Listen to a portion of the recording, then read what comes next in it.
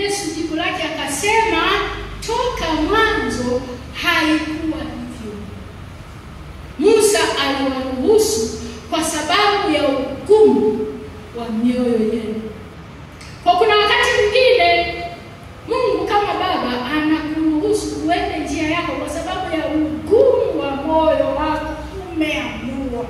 Sasa huyo mwenzetu kijana mdogo akaamua maamuzi kinyume na mapenzi makamilifu ya baba yake.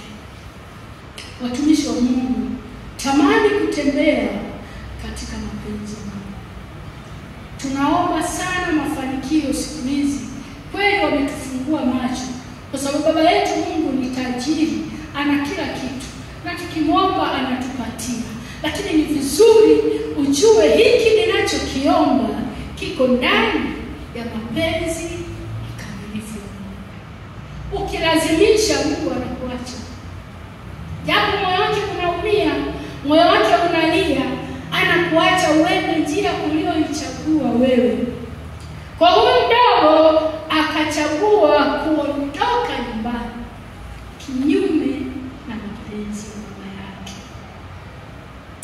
Amen. Akaenda nchi ya mbali. Asema hawa wananigasigasi hapa, mikelele imekuwa mingi. Pika, osha vyombo, deki, sio unachelewa kurudi. Umerudi saa ngapi?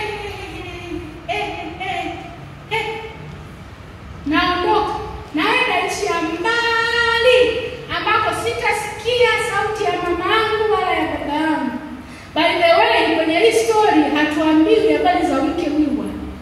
Tumeambiwa tu alikuwa mtu mmoja, alikuwa na wana wawili, mmoja mkubwa, mwingine mdogo. Mimi wakati nasoma nikajiuliza, sasa mbona hapa hakuna gender balance? Mwanamke alikuwa wapi? Yaani ukisoma passage yote mpaka mwisho, mke wa huyu baba hataki kabisa. Kwa tutajitahidi wakati tunafundishana hili somo nisiongelee kabisa mambo ya wanawake. Ndio maana nilitangulia kuwashukuru pale mwanzo. Huku mbele sitaongelea habari za wanawake kwa sababu Biblia haijasema.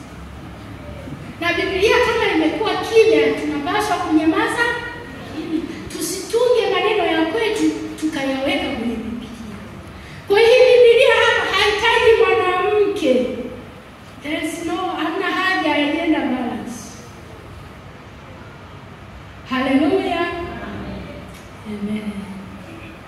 Kwa hiyo akaenda nchi ya mbali ambako hata sikia fununu za kwao. Alikuwa ameshakereka na pale nyumbani.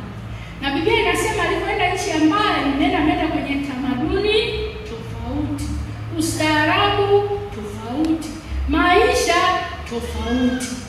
Akajiingiza kwenye maisha ambayo kwao hayakuwepo, maisha ya ukahaba na uasherati.